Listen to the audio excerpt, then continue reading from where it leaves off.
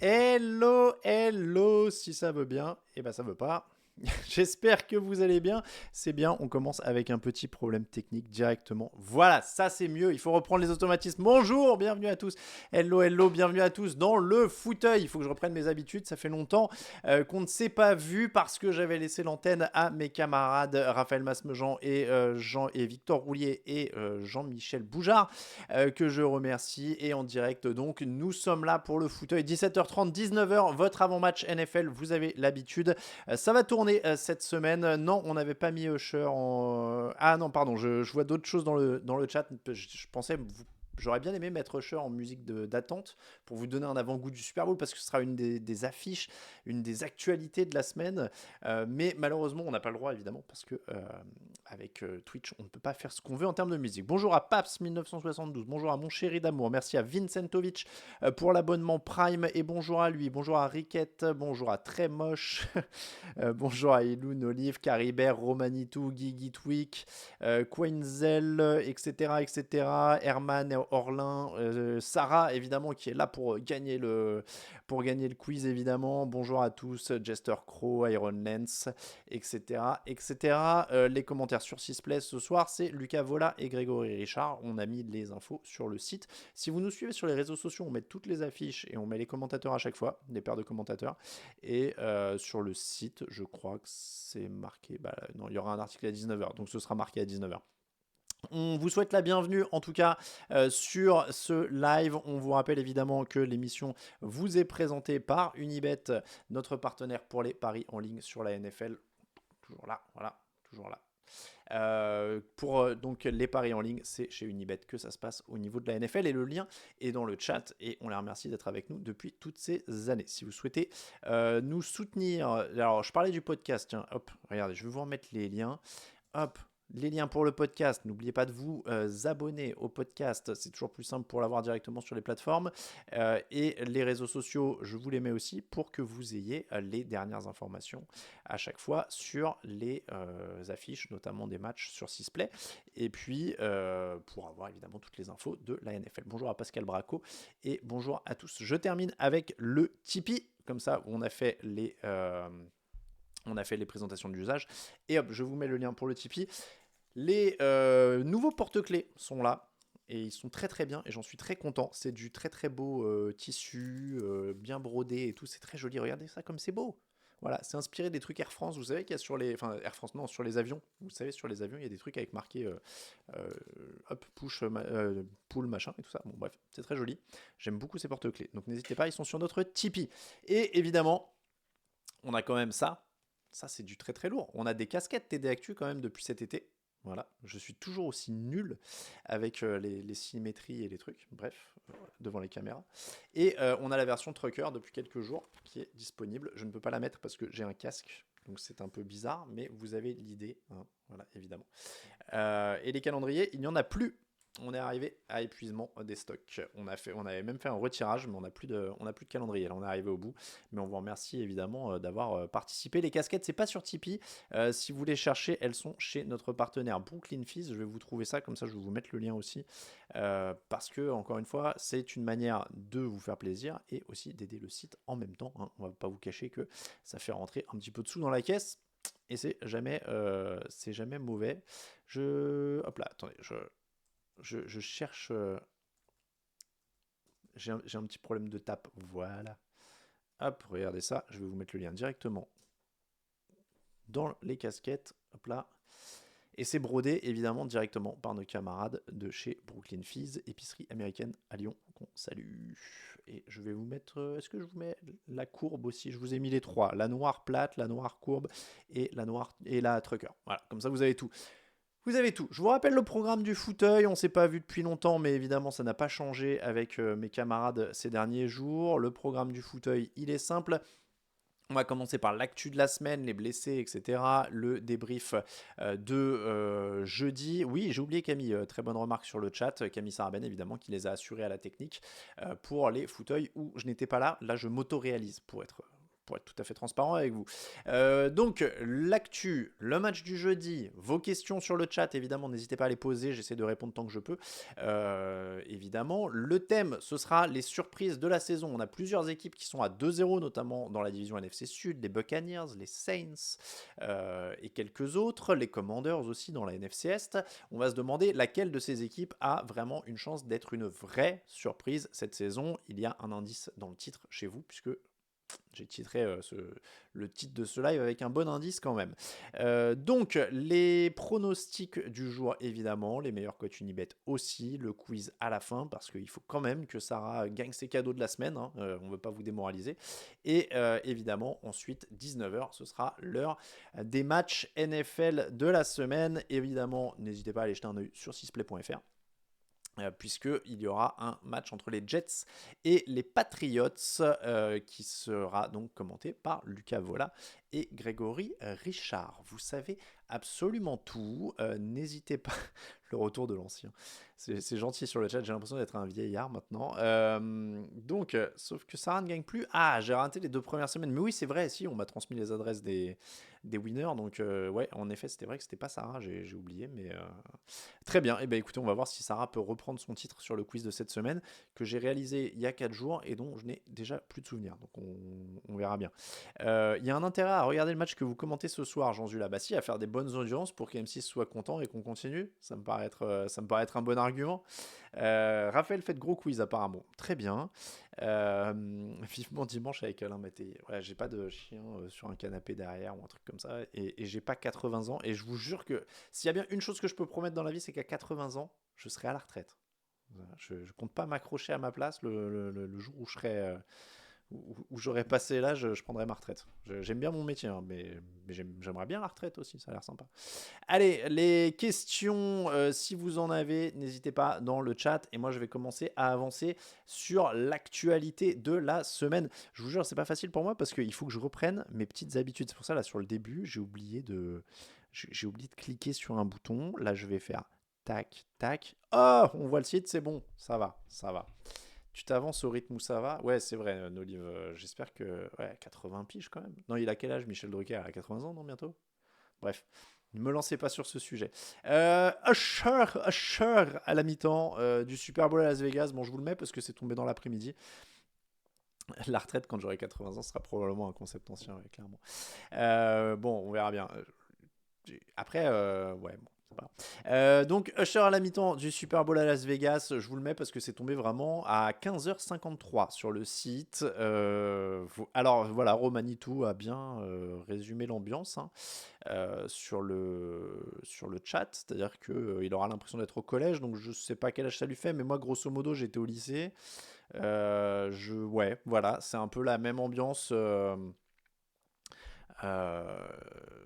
c'est un peu la même ambiance que quand ils avaient fait Dre, Eminem et tout ça, c'est-à-dire que c'est vraiment des mecs sur le retour. Alors pour le coup, par contre, moi je suis incapable, en dehors de Yeah, je suis incapable de citer un single de Cher. Je sais pas ce qu'il a fait qui marche, qui a marché. Merci à Jojo Nathan pour l'abonnement Prime. Non, je sais pas si c'est non, niveau 1, pardon, je les confonds. Donc ouais, pas trop hype. Usher, pour moi, il est anonyme depuis 10 ans, donc je savais pas d'où ça sortait. Je ne savais pas d'où ça sortait. Je vous mets l'info. Hein, voilà, il a 44 piges. Il a été en résidence à Las Vegas, hein, comme vraiment une personne âgée, hein, généralement. C'est un peu ce qu'on fait. Il a été voilà, je vous l'avais mis en 2020. Il a participé à The Voice. Enfin voilà, bon, il est jury dans The Voice. Enfin pas jury, mais coach. Je regarde pas trop. Voilà. Donc c'est vrai qu'en général, bon, Vegas, c'est un peu résidence senior pour prendre de l'oseille, en effet. Hein, donc voilà. Ah, perso, je ne sais même pas qui c'est, dit très moche. Tu perds pas énormément. Je dirais que musicalement, bon, tu perds pas énormément. Voilà, tu préfères pas. Ah oui, alors Nolive, malheureusement, on aurait probablement tous préféré Céline Dion, mais il paraît qu'elle est pas tout à fait en état. Parce que Las Vegas, c'était un peu chez elle aussi, hein, mais ça n'a pas l'air d'être trop son truc. Bon. C'est pas l'actu la plus passionnante, mais au moins vous avez l'info. Usher sera à la mi-temps du Super Bowl à Las Vegas. Autre actualité, et ça beaucoup plus intéressante, des matchs NFL à Madrid et au Brésil. Regarde, je vais grossir le truc comme ça. Ouais, c'est mieux, non, pour vous? Bon, ouais, c'est un peu plus gros quand même. Des matchs. On sent Derek Carr de Usher, voilà, c'est pour ça que je suis passé à ça. Ça, c'est beaucoup plus intéressant. La NFL avait dit oui, oui, on viendra peut-être en France, on regarde la France et l'Espagne et tout ça. Bon, visiblement, ils regardent beaucoup plus l'Espagne, puisqu'ils étaient en visite à Madrid ces derniers temps. Ils se sont rendus ils se sont rendus physiquement à Madrid du côté de la NFL et donc ils étudient la faisabilité de la chose. Alors j'ai mis cette illustration exprès parce qu'elle est tirée d'une vidéo du Real Madrid officiellement sur la réfection de leur terrain, le Santiago Bernabéu qui était en travaux et qui est doté d'une pelouse qui va être rétractable et ensuite ils vont pouvoir mettre un terrain spécial NFL dessus. Donc ça semble être quand même un très gros. Ça semble quand même être un très gros point fort pour le Bernabéu qui fait plus de 83 000 places. Ils ont aussi visité le Civitas Metropolitano de l'Atlético Madrid, qui est un stade magnifique. Alors j'allais dire plus récent, mais non, parce que le Bernabéu est en restauration, en travaux, donc ça rebat les cartes. Mais en tout cas, c'est une belle opportunité. Madrid, super ville, super climat. Je ne sais pas exactement en octobre, mais ça doit pas être trop mal. Et donc, encore une fois, les deux stades sont quand même magnifiques. On va pas refaire, je vous promets, on va pas refaire 10 fois le débat sur pourquoi ils viennent en France, pas en France. On en parle très souvent, j'ai l'impression, sur le site, dans les podcasts, etc. Ici même, dans le fauteuil, régulièrement, au moins une ou deux fois par an. On avait fait une émission l'an dernier spéciale. Donc là, honnêtement, enfin voilà, la différence avec la France, etc., c'est la marque Real Madrid, le stade complètement rénové au Bernabéu ou quasiment neuf à l'Atlético. Voilà, la différence est là. Le fait qu'il y avait des franchises de NFL Europe en Espagne et pas en France. Enfin, on en revient toujours à la même chose, hein, donc voilà, on en revient toujours à la même chose. C'est normal j'ai envie de dire que c'est normal qu'ils aient de l'avance. Et donc ça pourrait, a priori, dès 2024. Et la langue aussi, Orlin a bien raison dans le chat. Il y a beaucoup d'hispanophones aux États-Unis, très peu de francophones. Donc voilà, il y a aussi des liens. C'est pas pour rien, hein, quand ils ont réparti les droits marketing d'ailleurs. Là, ils parlent de l'Espagne et du Brésil. Les deux sont aux Miami Dolphins. Donc voilà, Miami, hein, c'est un. Enfin, je veux dire, la Floride et la Californie aux États-Unis, c'est des endroits où on parle quasiment autant espagnol qu'anglais, hein, donc il faut pas négliger ça non plus.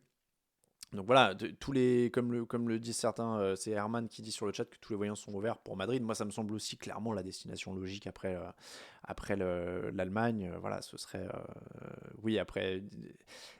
Mais voilà, vous êtes plusieurs à parler de l'organisation de la finale de la Ligue des Champions. Je ne sais pas si ça joue exactement parce que le Stade de France a même pas l'air d'être dans les considérations en fait. S'il y a un match en France, ce serait même pas le Stade de France qui serait visé. Donc voilà, mais encore une fois, voilà, plutôt logique. Et puis le Brésil, c'est un marché gigantesque, hein, pour les marques, etc.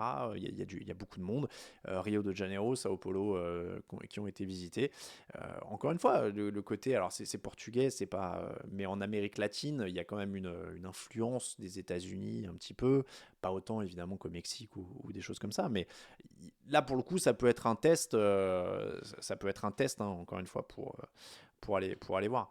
Euh, il faudrait que la Fédé de rugby fasse enfin son propre stade. Il aurait peut-être une chance si le stade est bien. Oui, après, encore une fois, c'est extrêmement compliqué. On va pas, encore une fois, je pense on va pas trop refaire ce match-là parce qu'on a d'autres choses, mais la France, c'est pas. Voilà, il y a la culture, il y a la langue, il y a les stades, il y a le fait qu'il n'y avait pas de NFL Europe, il y a plein plein de choses. Donc, j'habite à Valence en Espagne et j'ai jamais vu quelqu'un parler de NFL ou avoir du gear, des vêtements NFL. Palmacide dit, c'est marrant. Bon, après, on croise pas non plus un milliard de gens avec des trucs NFL en France, hein.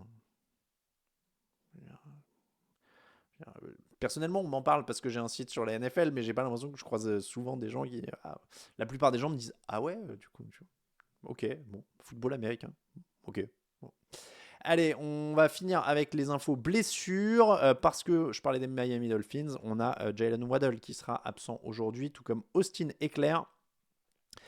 Toujours du suspense, Joe Bureau, on vous rappelle, ça ne joue pas aujourd'hui, hein, c'est demain les Bengals, c'est le Monday Night Football.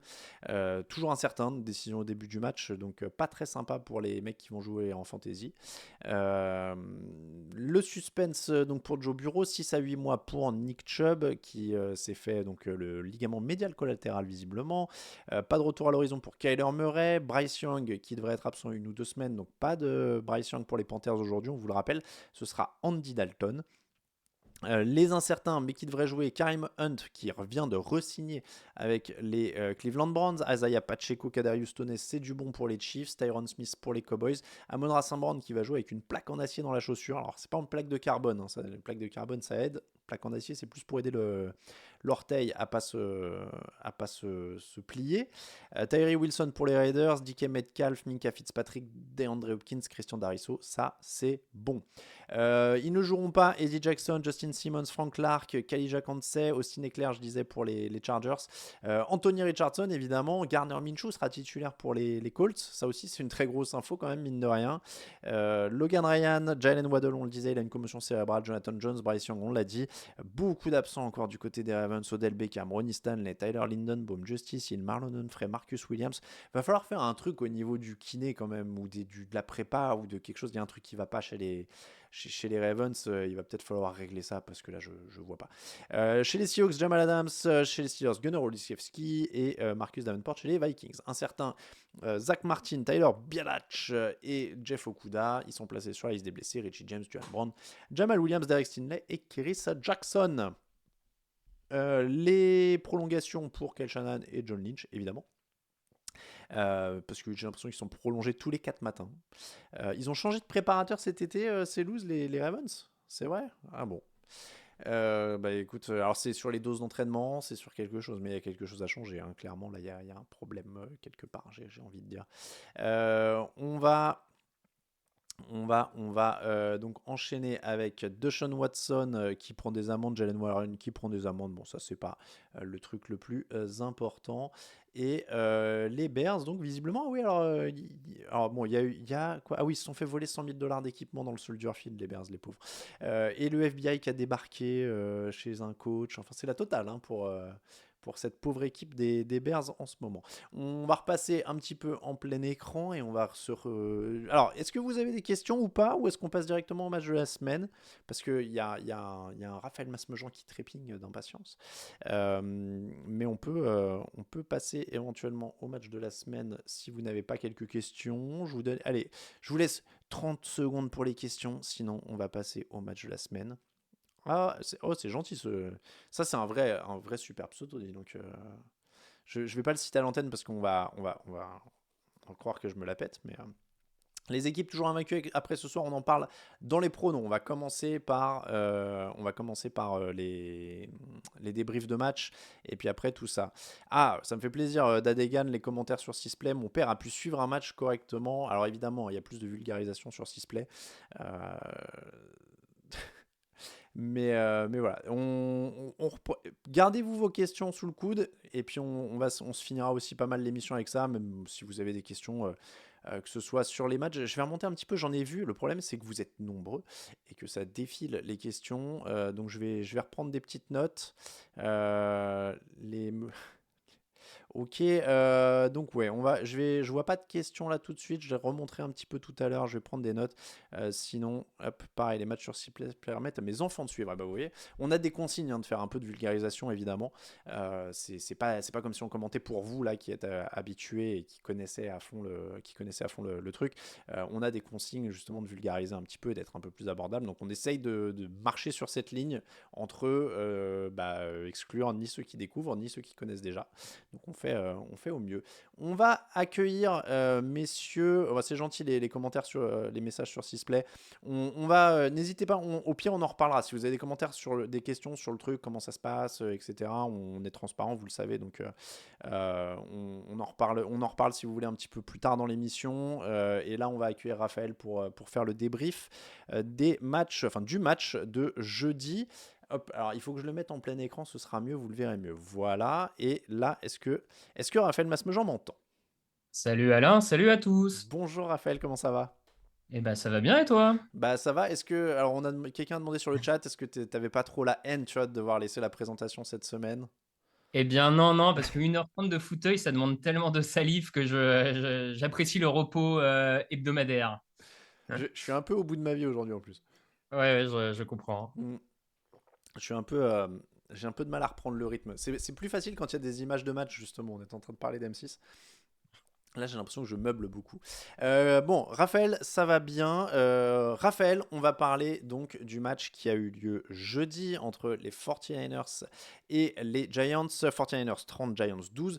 Victoire logique, j'ai envie de dire, des 49ers qui avait l'air qui était trop puissant en fait pour New York. Oui, oui, victoire logique d'une équipe de San Francisco qui est plus armée et qui est meilleure dans tous les secteurs de jeu, aussi bien offensif, bien entendu, que défensif également. Probablement même meilleur au niveau du coaching, des équipes spéciales. Enfin bon, c'est pas pour rien. On avait les 49ers de mémoire quatrième de notre power ranking avant le début de saison. C'était un des gros favoris, c'est un des gros favoris au titre cette saison. C'est pas franchement surprenant de les voir battre une équipe des Giants qui certes avait surpris l'an dernier, mais autour de laquelle il y avait encore beaucoup d'interrogations et de doutes. Donc On va, pas de surprise. on va commencer avec les 49ers en attaque. Christian McCaffrey est à 12 matchs de suite avec un touchdown. Il bat un record de Jerry Rice pour la franchise. C'est quand même, je suis pas fan des records un peu comme ça trouvés, mais quand tu bats un record de Jerry Rice, c'est quand même notable quoi. C'est quand même notable. Jerry Rice, c'était pas n'importe qui, clairement, dans l'histoire et dans les livres, on va dire, de la Ligue. Donc oui, alors c'est un record à cheval sur 2 saisons, mais effectivement, il est absolument impressionnant. C'est bien plus qu'un coureur dans cette équipe. C'est vraiment une arme offensive, l'arme offensive ultime, j'ai envie de dire, pour Kyle Shanahan. Là, je regardais, hein, mais alors, il est un petit peu en avance parce que lui a joué 3 matchs, mais sur les 353 yards qu'il a gagné au sol cette saison, il y en a déjà 228 après contact. Donc en plus, il a cette capacité à aller casser des plaquages, à résister au contact. On l'a vu plusieurs fois où vraiment des stiff arms, donc, il pose son bras sur le Mm. joueur adverse pour le repousser, il casse les plaquages, il casse des chevilles. Enfin, il est honnêtement, enfin, on va voir, hein, mais si les quarterbacks de la ligue restent à ce niveau-là et que les 49ers ont un très beau bilan, moi, je le verrais bien être très proche du titre de MVP, hein. Petit aparté, vous avez vu comment Raphaël est déjà conditionné pour 6 plays. Il a failli dire stiff arm et il a dit pousser avec le bras. Vous voyez, on doit se préparer à franciser les trucs. Et Raphaël, il est déjà dans le mood. Mais je reviens sur ce que tu disais. Ouais, McCaffrey, c'est impressionnant pour le coup. Et pour l'avoir justement commenté en plus sur les Steelers la première semaine. Là, il a 18 courses, il a 5 réceptions. T'as l'impression qu'il peut tout faire. T'as l'impression qu'à chaque fois qu'il touche le ballon, il se Mm. passe quelque chose. C'est vraiment le bon joueur au bon endroit, quoi. Il y a toujours souvent ce cliché quand il y a un transfert de dire ouais, c'est yes, c'est le coach qu'il lui fallait, etc. Mais là, pour le coup, j'ai vraiment l'impression que c'est vrai, quoi. Ouais. Il pouvait pas mieux tomber, quoi. Non, il pouvait pas mieux tomber parce que Shanahan arrive à exploiter vraiment l'ensemble de ses qualités, de sa palette offensive. En plus, il y a plein d'autres bons joueurs offensifs à côté pour aussi, mine de rien, attirer de l'attention parce que McCaffrey à Carolina, c'était déjà un excellent joueur, mais seul Mm. problème, c'est que c'était un peu le seul très très bon joueur en attaque, donc c'était quand même plus facile pour les défenses adverses aussi de se concentrer sur lui. Là, une défense qui se concentre trop sur McCaffrey, il y a quand même de l'autre côté Dibo Samuel, Kittle, Ayuk. Alors Ayuk n'a pas joué cette semaine, Mm. mais globalement dans le schéma classique, voilà, tu as quand même beaucoup de joueurs auxquels s'occuper, donc ça lui donne aussi encore plus d'opportunités. Et puis bah, le coaching offensif, les jeux appelés par Shanahan, aident tout ça, parce que quand tu vois que McCaffrey, un coup, il est aligné dans le slot, enfin en tout cas en position de receveur intérieur, puis après il part sur l'extérieur, puis il revient au poste de coureur. Enfin voilà, il est capable de le mettre un peu n'importe où sur le terrain, de compliquer la lecture pour la défense adverse. Donc je te rejoins, je pense qu'il ne pouvait pas se régaler à beaucoup plus d'endroits qu'à celui-là, clairement. Ça le dit beaucoup sur le chat, les 49ers sont les favoris ultimes, donc c'est Défaut qui nous dit ça. S'il n'y a pas de blessure, ils vont au titre, nous dit Paps. C'est vrai que là, on parle de McCaffrey, tu le disais, derrière, il y a Samuel qui a 6 réceptions, 129 yards, Kittle qui prend 7 ballons, Ayuk est même pas là alors qu'il faisait un très bon début de Mhm. saison. Purdy a été comment pour toi? Il a 25 sur 37, 310 yards de touchdown. J'ai l'impression que ça joue, alors c'est pas exceptionnel, mais il joue juste quoi, pour les appels de C'est jeu, ça. pour ce qu'il y a à faire. C'est ça, il joue juste. Ça n'a pas été exceptionnel. Il y a encore une fois quelques passes en profondeur, pas très précises, qu'on avait déjà vu la semaine dernière. Mais bon, globalement, il fait ce qu'il a à faire. Il met le ballon dans les bonnes mains au bon moment. En fait, là où il est très bon, c'est sur la lecture. Il analyse bien ce qu'il doit faire et il le fait bien, il choisit la bonne option et après finalement, il laisse parler le talent de ses partenaires qui sont enfin, je parlais de McCaffrey, mais Deebo Samuel, pour le moment, c'est aussi le receveur dans la ligue qui a gagné le plus de yards après réception. Mmh. Donc voilà, il donne la balle au bon gars et puis après, les mecs font ce qu'ils ont à faire et donc le mérite lui en revient parce qu'on pourrait parler de plein d'autres quarterbacks dans cette ligue qui choisissent pas les bonnes options et qui ne font pas le bon choix. Lui a le mérite de le faire, Ouais, mais je vois qu'il y a encore débat sur Purdy dans le chat, mais c'est vrai que la question, c'est pas encore de dire qu'il doit être. Alors j'allais dire, il doit pas encore être Tom Brady fin de carrière, il doit être Tom Brady début de carrière. C'est-à-dire que le mec qui mmh, fait les bons choix, qui gère une équipe blindée comme ça. Et après, si on parle aussi d'eux des fois là comme un prétendant au titre, etc., c'est aussi parce qu'il y a une défense ouais. qui fait du boulot. C'est-à-dire que là, il limite les Giants à 12 points. Alors évidemment, c'est pas une équipe des Giants très fringante, il y a pas Saquon Barkley, il n'y a pas des grands receveurs, etc. Mais mine de rien, il y a de la pression tout le temps sur Daniel Jones et du coup les Giants ont l'air complètement coincés et sans solution quoi. Oui, c'est ça, ils se sont retrouvés vite sous la pression. Alors Daniel Jones a été, sur plus de la moitié de ses tentatives de passe, était sous pression. Forcément, il lui manquait aussi des hommes, hein, sur la ligne offensive, donc Mm. ça n'a pas aidé. Mais même si les titulaires de New York avaient été là, j'ai pas trop de doutes ou d'hésitation sur le fait que la ligne défensive de San Francisco aurait dominé ce match. La pression peut venir d'un peu tout le monde, Hargrave, Bosa, même un Clelin Ferrell qui là a pas de sac sur ce match, mais on sent qu'il est capable de faire quelques belles actions parce que justement il est plus autant regardé qu'à Las Vegas. Bon, le système est complet et puis la paire de linebackers, Fred Warner, Greenlaw, Mm. c'est Mais ça reste, ouais, c'est ça, c'est quand même une ouais, équipe c'est bon. hyper, hyper complète. Si je vais d'ailleurs sur la page classement du site et qu'on se regarde un peu qui il y a, on parle de favoris. Alors on va pas partir tout de suite sur favoris de la saison, etc. Mais on peut au moins dire peut-être en NFC, quoi. Si là je mets la NFC. Oui, oui, en NFC, ils paraissent peut-être à l'heure actuelle, l'équipe la plus en forme avec Dallas, mais Dallas, vient de perdre son cornerback numéro un, donc Mm. ça demande aussi à un peu avoir, même si je pense pas que Diggs est la pièce principale de Dallas, mais malgré tout, ça reste à voir comment ils vont s'adapter à ça. Ceci Pour étant le dit, il y a plusieurs personnes qui font remarquer sur le chat ils sont déjà très vite en forme. mmh. Je pense que Philadelphie, par exemple, peut monter en régime et être très très fort en fin de saison, hein. Oui, oui, oui, je pense que Philadelphie est en rodage offensif notamment, oublions pas que Philadelphie a perdu coordinateur offensif, coordinateur défensif. Ils sont en train de se mettre en rodage. J'ai pas trop de mal à imaginer que Philadelphie va être à armes égales contre San Francisco en fin de saison. Mm. Mais après, San Francisco arrive très vite en forme, mais ils peuvent garder cette forme, hein. Ça existe aussi ça existe, hein, des équipes NFL qui font une belle saison toute l'année et qui sont forts de A à Z et qui vont au bout, hein, Oui, oui, et c'est puis pour le coup, c'est aussi parce que le coaching marche bien. Donc ça, c'est pas non mmh, plus, c'est pas comme si. Alors évidemment, il y a toujours le problème le spectre des blessures sur ouais, oui, McCaffrey. oui. Bon, Purdy se blesse l'an dernier, c'est la faute à pas de chance.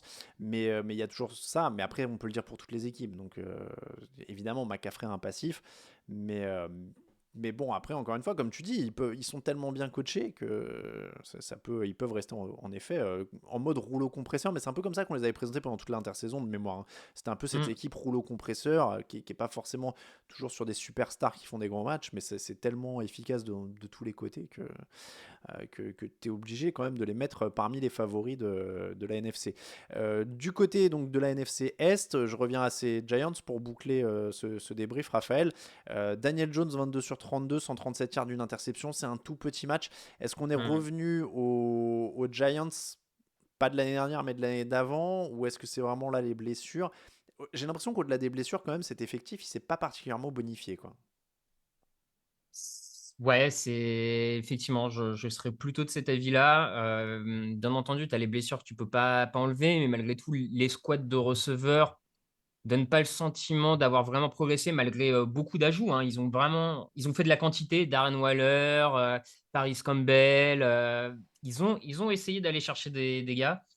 Pour le moment, ça paye pas énormément dans le jeu aérien, c'est pas très visible et je suis aussi un peu étonné, je trouve que Daniel Jones court beaucoup moins cette saison que l'an dernier et l'an dernier, mine de rien, ça avait quand même été Mm.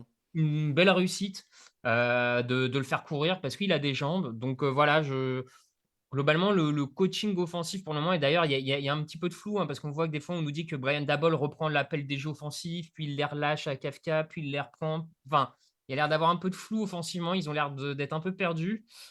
Donc, à voir si le coaching arrive à remettre ça en place. Mais c'est vrai que c'est pas enthousiasmant. Et finalement, on est peut-être que ces Giants-là, ils étaient un peu entre deux, entre la saison avant Daboll et la saison de l'an dernier avec Daboll, un peu Hmm. surprenante. Et c'est peut-être une équipe qui est un peu entre les deux, ce qu'on avait un peu, nous, envisagé de notre côté globalement, hein, de mémoire sur les fiches de pré-saison. Moi, ce que je comprends pas dans ces cas-là, tu dis en plus ils ont recruté beaucoup de receveurs, etc. J'ai toujours du mal à comprendre pourquoi tu prends pas des mecs. Alors évidemment, tu as d'autres choix à faire et tout, mais pourquoi tu prends pas des mecs à la draft plutôt que de retenter le coup sur des Paris Campbell, des mecs comme ça Mm. qui, bon voilà, on sait qu'ils sont moyens quoi. Hein. Oui, Ils oui. vont pas avoir une révélation pendant l'intersaison et devenir Randy Moss quoi. Donc je suis toujours un peu, je suis toujours un peu Mm. circonspect là-dessus. Il y a Matt Lindgren qui met un message sur le chat un peu inquiétant qui dit ligne offensive, receveur et linebacker sont les points faibles des Giants. Ça fait des gros points faibles quand même. Hein. C'est des gros points faibles. Alors, la ligne offensive, elle l'est parce qu'il y a deux titulaires au moins. En tout cas, il y a Andrew Thomas et le nouveau centre qui était blessé. Donc, pareil, maintenant, les blessures, c'est aussi le lot un peu de tout le monde dans la ligue. Cette Hmm. année, on a quand même une petite liste de blessés avant match qui est pas négligeable à gauche, à droite. Donc oui, oui, c'est un point faible. Les linebackers, ouais, j'ai envie de dire que c'est le système défensif de Wink Martindale, hein, de ne Oui. jamais miser sur des gros linebackers. Bon, ça a pas tout, enfin, c'est pas ce qui m'inquiète le plus, moi, le manque de linebacker. Je suis pas. Après, on a ce biais toujours de se concentrer sur Daniel Jones. On va peut-être finir par ça, mais la défense est aussi un peu moins bonne et c'est peut-être ça qui leur fait mal. Oui, ouais, la défense est un peu moins bonne. Là, sur ce match, ils ont blitzé énormément Brock Purdy pour essayer de le déstabiliser, avec très très peu de succès pour le coup. Bon, comment dire, c'est l'idéologie, on va dire Martindale. Hein. Souvent, il a un schéma de jeu pour un match et il l'applique de A à Z et il va jusqu'au bout et il meurt avec. Là, clairement, il est mort avec. La défense n'est pas au niveau de l'an dernier, mais je trouve qu'il y a quand même des bons éléments, notamment sur la ligne défensive, pour peut-être un peu progresser d'ici la fin de saison. Moi, c'est quand même l'attaque dont la dynamique m'inquiète le plus. Hmm. Eh bien, merci beaucoup, Raphaël. Et bien de rien, Et on te retrouve au résumé des matchs ce soir et tout évidemment à dans le fait. podcast cette semaine sur le débrief complet qui sera en ligne mercredi matin, si je dis pas de bêtises. Je crois que c'est ça. Je crois que c'est ça aussi. Bon, merci beaucoup, Raphaël, en tout cas. Bonne soirée à tout le monde, bon match. Eh ben, merci beaucoup. Bonne soirée. Bon match à toi également. On va continuer cette émission. Alors, il y a une histoire de pub Twitch qui est à gérer maintenant. Je ne sais pas si elle va être balancée maintenant ou pas. Bon, on va voir. On va s'adapter à ce qui arrive au niveau de la pub Twitch. On va revenir évidemment sur vos questions. Si vous en... Ah, la coupure publicitaire est lancée.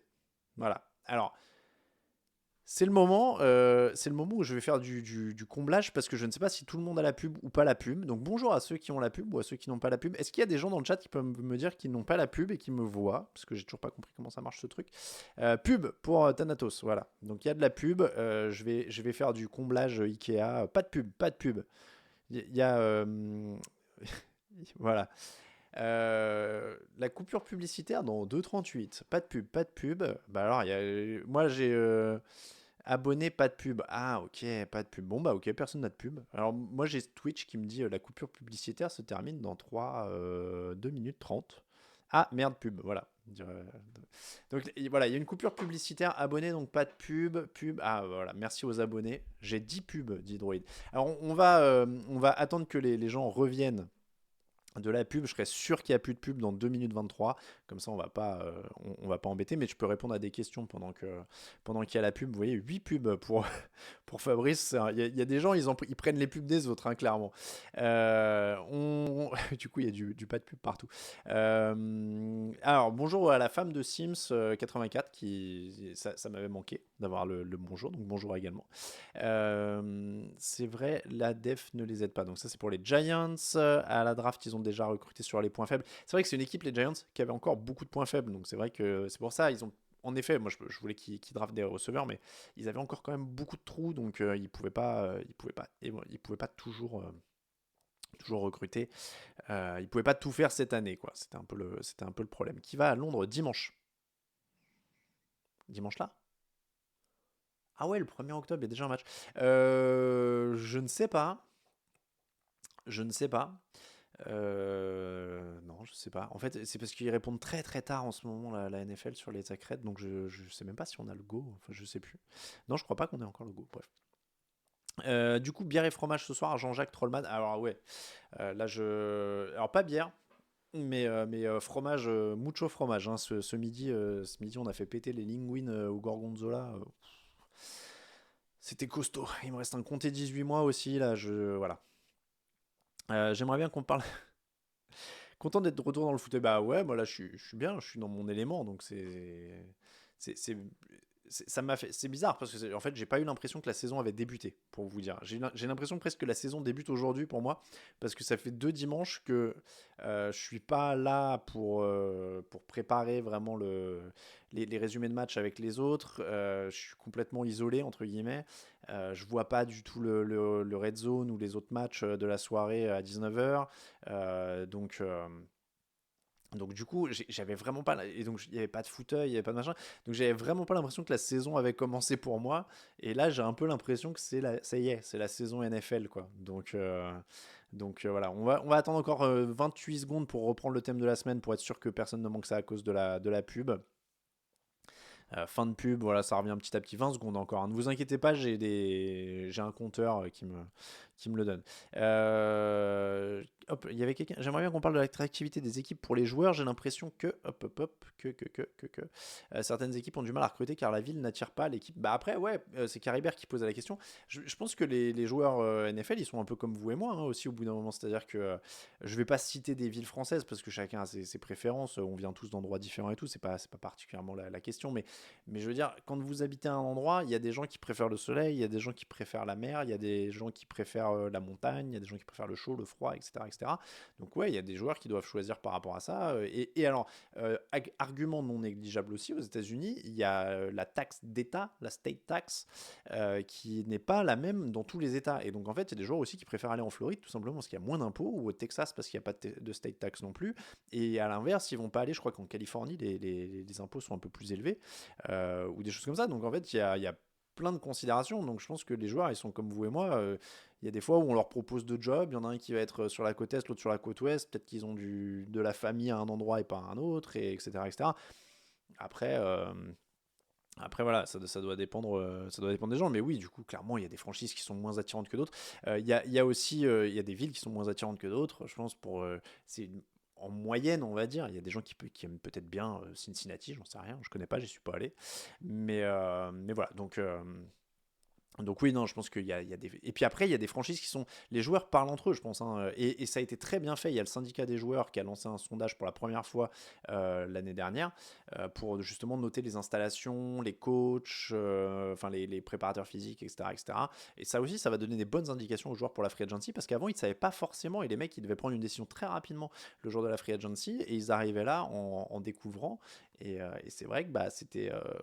Comment dire, c'était pas forcément facile pour eux, quoi. Donc ça, c'est quand même pas mal. Bon, les pubs, c'est officiellement terminé. Alors oui, j'ai vu que quelqu'un oui, alors Fabrice, ça fait beaucoup de pubs, ouais. Alors évidemment, si vous avez un Prime à donner, n'hésitez pas à vous abonner.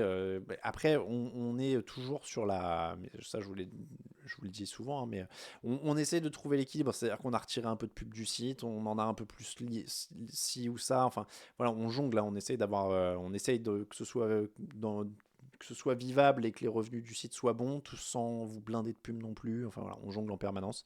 Après, si là les pubs Twitch c'est vraiment trop compliqué, on verra comment éventuellement on peut les virer. Enfin voilà, on va. Mais on est obligé de composer, hein. On est obligé de composer. Quelqu'un qui demandait le plus difficile dans les commentaires. Très Rades. Euh, je sais pas. Je vais pas. Non, je sais pas. Il y avait rien de particulièrement difficile. Je sais pas. Non, ça allait. Bah, non, non, j'allais dire de rester rythmé, mais je me suis bien pris au jeu, donc non. Bon, après, quand c'est une purge, la semaine dernière, le Jaguars Chiefs, si on parle des commentaires de Sisplay, le Jaguars Chiefs, bon, il y a un moment, on avait quand même envie que ça marque un peu, donc en fait, des fois, on est frustré comme vous seriez frustré devant la télé, mais il faut rester souriant.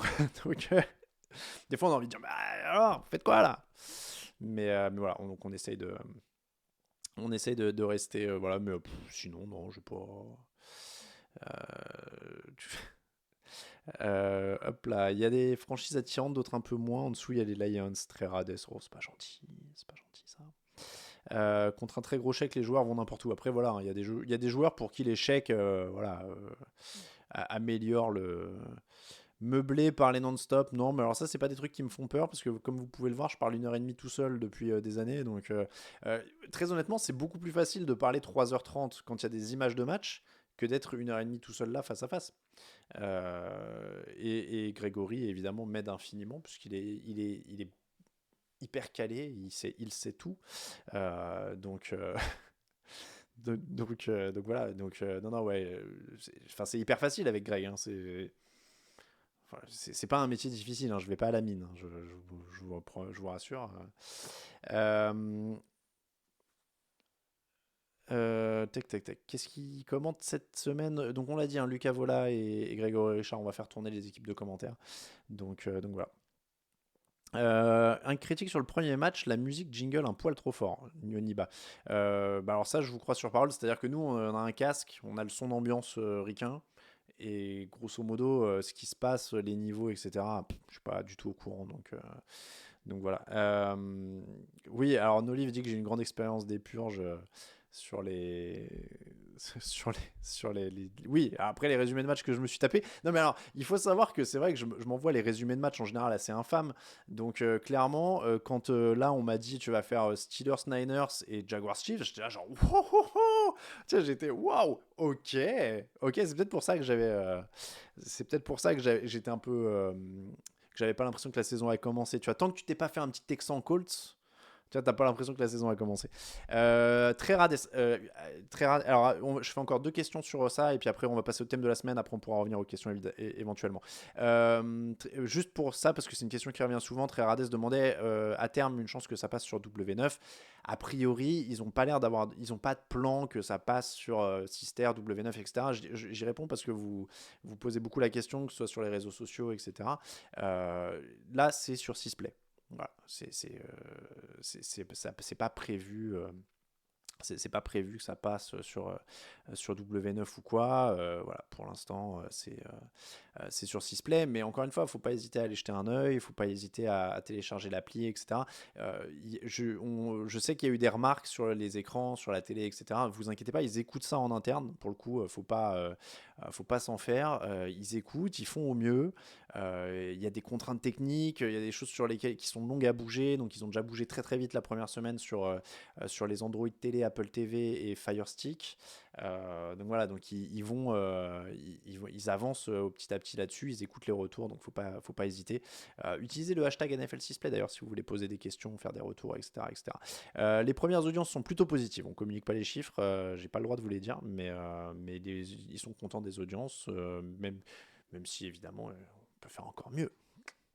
Alors la Smart TV payante, Gap Digger, mais parce que je suis dans le même cas que vous, c'est-à-dire que j'ai une Smart TV où j'ai essayé de mettre, et en effet, mais ils bossent là-dessus, ils font au mieux, donc voilà, mais il y a plein de contraintes contractuelles, etc., à plein de niveaux, il y a tellement de supports maintenant entre les applis, les téléconnectés, enfin il y a plein de trucs, donc en fait c'est hyper compliqué. Moi je pensais pas que c'était si compliqué aussi à voir, quoi. Merci à Zulganub. Ce que je veux dire, c'est qu'ils n'ont pas un bouton où ils peuvent dire on ouvre sur toutes les téléconnectées, quoi. C'est ça le truc. Donc ils doivent gérer tous les trucs un par un, les marques, tu vois, les téléconnectés Samsung, les téléconnectés LG, les machins, les trucs. Donc en fait, c'est assez compliqué, quoi, comme truc. Donc Apple TV, voilà, maintenant c'est gratuit sur Apple TV avec l'appli Sisplay. Je disais sur Android TV et sur Fire Stick. Je n'utilise pas personnellement Fire Stick, mais apparemment c'est gratuit maintenant aussi sur Fire Stick. On va passer au thème de la semaine parce que quelqu'un le demandait sur le chat. Il vient quand être chez Best? Alors là, c'est un de mes grands espoirs, ne vous inquiétez pas, j'aimerais bien faire un live avec Philippe et chez Best, évidemment. Donc, on va passer au thème de la semaine qui sera la grande surprise de la saison. Les Falcons, les Commanders, les Buccaneers, les Saints sont à 2 victoires, 0 défaite. C'est une petite surprise pour certains, encore plus pour d'autres. On va les passer rapidement en revue et on va se demander qui peut être la vraie bonne surprise de la saison et aller loin.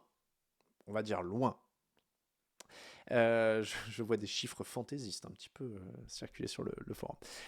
Donc, on va parler un petit peu de ces équipes parce qu'il y a des choses très intéressantes qui vont se passer et qui se sont passées ces 2 premières semaines. Grid Hacham qui dit pourquoi penser que les Saints vont être une surprise. Ils sont bons quoi? Ouais, je sais pas. Alors, j'ai tendance un petit peu à les sous-estimer en début de saison à chaque fois, mais c'est vrai qu'il y avait quand même des inconnus, la suspension d'Alvin Kamara, Michael Thomas, etc. Vous savez quoi? Alors, j'avais prévu de finir par eux. On va commencer par eux. Tiens, vous bouleversez le programme, mais c'est ça, c'est le chat. C'est la dernière équipe de la NFL à encaisser un touchdown cette année. On pouvait quand même se poser des questions parce que la défense était un petit peu, je ne vais pas dire vieillissante, mais il y a quand même de l'âge qui avance. Alors, ils ont signé Carl Granderson pour une prolongation de contrat, mais je vais vous mettre l'effectif de New Orleans, comme ça on aura une meilleure idée de ce qui se passe. Hop là, je vais vous mettre ça, tac. Donc là, vous avez l'attaque et la défense. Donc la défense, en effet, Carl Granderson, on va rejeter les cookies non essentiels. Carl Granderson, Kellen Saunders, Cameron Jordan, Nathan Shepard, Pete Werner, de Mario Davis. Bon, c'est pas tout jeune de Mario Davis non plus. Paulson Adibo, Marcus May, Tyrann Mathieu, Marshawn Lattimore. Bon, il y a du bon, il y a du très bon avec Marshawn Lattimore, mais c'est aussi des joueurs qui ont été fragiles. Tyrann Mathieu, Marshawn Lattimore, ça pouvait être du fragile. C'est donc la dernière équipe qui a encaissé un touchdown cette année. Donc ça, c'est quand même du très très lourd en défense. Et j'avoue que je commence à y croire. Alors, j'ai jamais été un partisan, je vous aurais jamais dit Derek Carr superstar, mais pour moi, ça reste un bon quarterback qui se met au niveau de ce qu'il y a autour. Et la bonne nouvelle, c'est que autour de lui, bah, il y a quand même Chris Olave, qui est un des meilleurs rookies de l'an dernier. Alors, il n'avait pas gagné le titre, il avait filé à Garrett Wilson des Jets, ce qui était mérité, mais Chris Olave, Juwan Johnson, Jamal Williams, il a été mis sur la liste des blessés, hein, donc là, ils sont pas à jour, et pourtant c'est le site officiel des Saints. Et on va avoir donc Alvin Kamara qui va revenir de sa suspension après là le 3e match. Attention au calendrier qui peut biaiser les chiffres, JD Fox, on est d'accord là-dessus. Mais le fait est qu'on va parler de beaucoup de franchises de la NFC Sud, donc elles vont s'éliminer ou se jouer entre elles, donc ça c'est sûr. La ligne offensive, en effet, peut être éventuellement un peu plus limitante. Mais je trouve que, encore une fois, c'est une équipe qui a vraiment pas mal d'armes, sa défense en numéro 1. Et encore une fois, un jeu au sol qui pour moi va être le facteur X derrière parce que, alors la blessure de Jamal Williams fait un peu de mal, mais encore une fois, tu rajoutes un Alvin Kamara dans cette rotation, et là c'est plutôt pas mal. Les entraîneurs sont limités, Bab de Bourbon, c'est plutôt vrai. Vous ne me mettrez pas dans le fan club de Dennis Allen, mais je trouve qu'encore une fois, avec Derek Carr, ils ont quand même mieux que ce qu'ils ont eu au poste de quarterback depuis la fin de carrière de Drew Brees. Donc ils sont quand même plutôt pas mal. Et je vais vous dire, j'irai jusqu'à vous dire que je pense que les Saints, 1, sont favoris de la division NFC Sud, 2, seront en playoff. Faut que je fasse, quand je compte sur mes doigts pour faire genre, il faut que je le fasse plus haut. Donc, sont favoris de la division, donc seront en playoff, et je les vois bien passer un tour ou deux. Ce serait ça rendez-nous Sean Payton, dit Jean-Jacques Trollman. Ça se passe pas très bien pour lui non plus en ce moment, mais donc Saints en playoff et qui passe un tour ou deux. Ce serait ça ma surprise. Je pense qu'avec cette défense, ils peuvent tomber sur une équipe un peu, voilà, ils vont être leaders de division, donc enfin ils devraient, ils pourraient être leaders de division. Et je pense que sur un match à domicile, en premier match de playoff, ça passe. Et pourquoi pas une surprise derrière, avec un gros match défensif, avec un Derek Carr qui sort un peu le match de sa vie. Et puis derrière, bon, ça tomberait en finale de conférence contre un Eagles ou un 49ers. Mais alors, George Kittle qui dit jamais 2 tours dans les confs des Niners, des Eagles et des Cowboys. Ah, les Cowboys en playoff, on parlait de coaching moyen, ça joue Mike McCarthy, quoi. Donc, merci à Fabien Aubard qui a offert un abonnement de niveau 1. Il est tombé sur YoShady, l'abonnement. Merci à lui donc pour ce petit. En playoff, ce sera contre les deuxièmes de la NFC Est. Bah ouais, mais voilà, petite choke des Cowboys. Petite choke des Cowboys en playoff. Tac. Ça passe un tour. Ça passe un tour. Alors, je vois sur le chat la malédiction d'Alain lancée, etc. Je vous invite à réécouter les émissions preview des 2 dernières semaines, hein, parce que je ne les ai pas faites, les podcasts. C'est mon camarade Victor Roulier qui d'abord a annoncé les Browns comme possible meilleure équipe de la NFC Nord. Bam, Nick Chubb le genou. Derrière, la semaine d'après, il annonce les Cowboys. Je ne sais plus ce qu'il annonce pour les Cowboys. Bim, Trevon Diggs. Donc, c'est pas moi les malédictions, hein. C'est pas moi. Bon, donc les Saints, chance de probabilité de bonne surprise, je mets à 4 sur 5. Je mets à 4 sur 5, voilà. Ah, bah voilà, vous voyez, grave, d'habitude TDA parle jamais des Saints. Alors, les fans des Saints, vous êtes un petit peu culottés des fois quand même. À une époque, on parlait beaucoup de vous, et vous étiez très énervés, moi je m'en rappelle. Moi, Donc, soit on parle pas assez, soit on parle trop et on parle mal. On va redescendre dans le classement avec l'équipe. Allez, on va faire un classement freestyle. On va redescendre dans le classement avec l'équipe qui a le moins de chances de faire la surprise. Pour moi, c'est simple. Ça va être l'équipe d'Atlanta. Pourquoi Parce que Desmond Ridder. Regarde, je vous grossis Desmond Ridder. Elles sont où ces stats à Desmond? Voilà. Ben voilà. Les stats de Desmond, c'est 6 matchs pour 4 touchdowns et 1 interception. Alors c'est bien, il lance pas beaucoup d'interceptions. Mais 4 touchdowns en 6 matchs, si vous voulez, on est au 21e siècle. Alors 4 touchdowns lancés en 6 matchs, moi j'ai pas trop de problème là-dessus. Hein. En 1960, on est bien. Mais pour moi, on est en fait, j'ai envie de les sanctionner dans l'esprit pour le gâchis de receveurs. C'est-à-dire que je trouve ça criminel d'aligner Drake London. Calvin Ridley a bien fait de partir, ceci. Je trouve ça criminel d'aligner Drake London et Kyle Pitts avec un mec qui sait pas lancer le ballon. Oui, ils ont Bijan Robinson, vous avez raison de le dire dans le chat, hein, mais ouais, au bout d'un moment, ces trucs on va courir 200 fois et tout, ça va te faire gagner des matchs. Ils ont une bonne défense, ils ont un bon coach, ils ont des bons running backs, ils ont un bon coach parce que le mec il sait jouer avec ce qu'il a, mais au bout d'un moment, bon, je comprends pas je comprends pas le truc quoi ça te limite quoi. Il y a un moment où ils vont tomber derrière au score et puis ils diront on a essayé de lancer le ballon avec Desmond Ridder et puis ça s'est pas bien passé. Derrière il y a Tyler Heineke. Puis tu vois, ils ont investi un choix du 3e tour sur Desmond Ridder, donc c'est pas non plus. Il y a des équipes qui n'ont jamais fait jouer en fait des mecs qu'ils ont pris au 3e tour. Est-ce que Tyler Heineke ne te donne pas une meilleure chance de gagner? Parce qu'en vrai, si tu as un vrai quarterback décent, cette équipe elle était au-dessus de tout le monde, je pense quasiment, sauf des Saints, je pense. Quand ils ont eu Matt Ryan, ça a marché. Bah oui, quand on a un MVP, parce qu'il est MVP hein, quand même, Matt Ryan en 2016. Donc ouais. Moi je sais pas, j'aurais tenté je dirais que tu peux tenter Tyler Heineke. Alors après, le problème, c'est que leur bilan donne raison au coach en un sens. Enfin, il va pas changer de quarterback maintenant. En tout cas, c'est beaucoup plus courageux à faire à ce moment-là. Donc c'est plus compliqué. Côté défense, ça donne quoi? Ça demande sur le chat. Ça donne du bien parce que Calais Campbell, c'est marrant, il aura bientôt, je crois, 1000 ans. Il doit les fêter là dans quelques jours. Mais il est toujours là, il aide. Grady Jarrett, c'est toujours bon. Il y a quand même, ça joue pas mal. Jesse Bates, il apporte. Donc voilà, c'est vraiment une équipe qui est bien foutue, quoi, avec des vétérans en défense qui apportent un peu, avec des receveurs talentueux, avec des coureurs talentueux. Mais, euh, mais bon, il manque un quarterback, donc à partir de là, c'est compliqué. 1 sur 5, niveau de probabilité, je suis hyper dur avec les Falcons. 2 sur 5 pour les Commanders. Première fois qu'ils gagnent 2 matchs en ouverture depuis 2011. Est-ce qu'il y a un facteur Eric Bieniemy? Je ne sais pas. Mais en tout cas, Samuel se débrouille plutôt bien pour l'instant. Donc on rappelle, hein, Eric Bieniemy, coordinateur offensif des Chiefs ces dernières années, qui arrive du côté de Washington et qui est donc avec Samuel à la barre, 3 touchdowns, 1 interception en 2 matchs. Ça joue plutôt propre, 65,7% de passes complétées. Le problème, comme le dit Théophane sur le chat, clairement c'est la division parce que les Commanders c'est costaud. Hein, enfin les Cowboys, pardon, c'est costaud pour les Commanders et les Eagles aussi. Donc, et même les Giants hein, sur leurs oppositions directes, ça va quand même pas être cadeau. Pour moi, le facteur X, j'essaie de vous en donner un à chaque fois, mais ça va surtout être la régularité de la défense. C'est une défense à très très gros potentiel. Si vraiment elle se met dedans, comme ils l'ont fait par exemple en semaine 2, Ah bah oui, là tu commences à avoir une défense qui te garde dans les matchs, un Sam Howell qui a une petite marge d'erreur supplémentaire. Howell supérieur à Reader, demande Grid Hacham sur le chat tous les jours. Tous les jours. Euh, Howell supérieur à Reader tous les jours.